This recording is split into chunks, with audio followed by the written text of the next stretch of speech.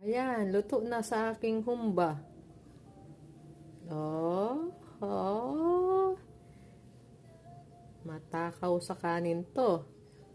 Kaya, mag-ready. Oh, grabe. Matindi. Okay, ready sa ang kanin mamaya. Pang dinner. Since diet naman kami, abutin pa to bukas. Mga ano kami, health conscious ko, no? Hindi kami only rice. Oh, before 6, nagdi-dinner na ako. Ano? Next, ano ko na yan, kain 7 a.m. tomorrow. O, kaya, yun na yun. Tipid sa ulam.